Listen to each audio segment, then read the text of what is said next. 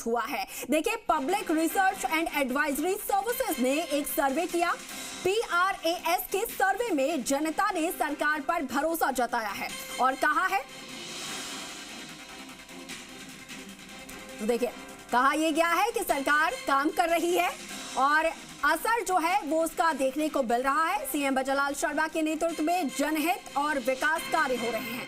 दोनों मोर्चे पर बेहतर और प्रभावी शासन बताया गया है। तो वहीं राजस्थान तुलनात्मक जनमत सर्वेक्षण नवंबर 2025 रिपोर्ट बजरलाल सरकार की सामने आई है। नीतियों योजनाओं से वास्तविक बदलाव अनुभव और 200 विधानसभा क्षेत्रों के 10,000 नागरिकों पर यह सर्वे हुआ है। पानी, बिजली, कानून व्यवस्था, उद्योग, इसके अलावा कृषि, रोजगार पर ठोस काम किया जा रहा है और बजरलाल सरकार पर जनता का भरोसा मजबूत हुआ है। 58% लोगों ने कहा है कि पानी की आपूर्ति में सुधार हुआ है। 52% लोगों ने कहा है कि बिजली व्यवस्था को पहले से और ज्यादा बेहतर बनाया गया है। इसके अलावा शिक्षा, स्वास्थ्य सेवाओं को भी लोगों ने स्थिर बताया है, प्रगतिशील माना गया है और उद्योग, निवेश, रोजगार क्षेत्र में सबसे ज्यादा यहां पर लोगों को समर्थन मिला है।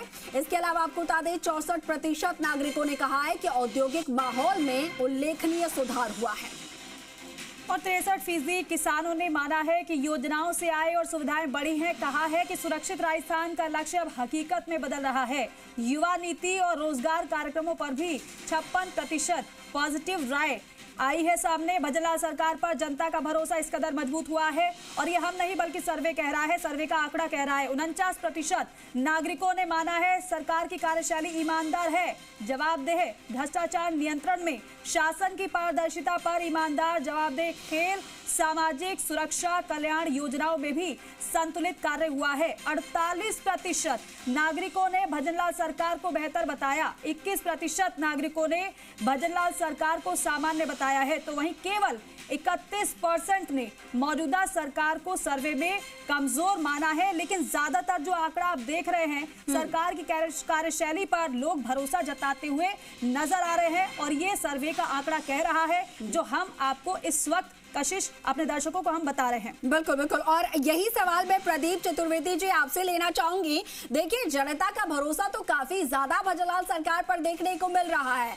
अब क्या अंता की जो जनता है वो इस रिपोर्ट में जितना नजर आ रहा है हिस्सा जो कि भरोसा उन पर जता रही है, कैसे इस रिपोर्ट को आप लेते हैं और साथ के साथ क्या अंता की जनता भी इनमें शामिल होंगी? प्रदीप जी, आपकी बात को मैं ये बात कहना चाहता हूं कि अगर ये सब कुछ जो सर्वे की रिपोर्ट आपने मुझे दी है तो फिर अंता में एक जगह चुनाव का बहिष्कार क्यों हो रहा है? क्या कारण है? प्रदीप जी, कारण ये अगर 20 साल से काम नहीं हुआ है प्रदीप जी।